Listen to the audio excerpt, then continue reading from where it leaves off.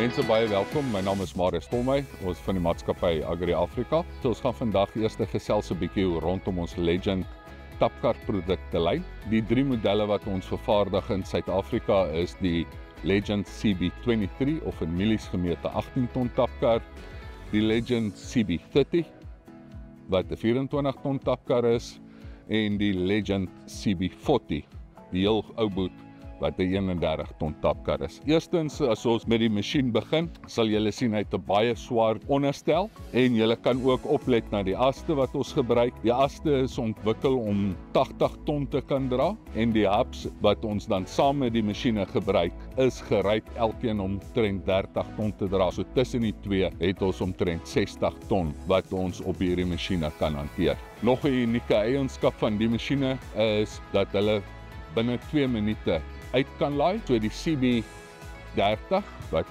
30 cubes is, laai ons so net oor die 2 minute uit. Die CB23, die eerste enetjie wat ons nou na gaan kyk, het so 'n minuut en 'n half se uitlaai tyd.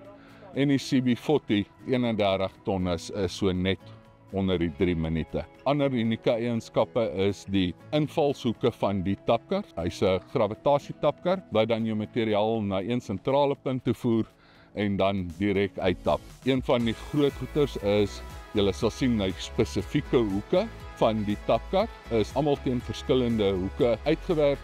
Wat ons dan kry, so ons kry wat ons noem 'n boiling effect binne in die tapkar en daarom kan ons die materiaal so vinnig vat en uitvoer. As mens kyk na die awegaar, is 'n 18 duim awegaar en julle sal sien ook wanneer 'n mens in jou trekker sit jou awegaar mooi langs jou sodat jy kan sien waar jy werk. So dit is ons Legend tapkar reeks wat ons heidaglik in die mark bemark.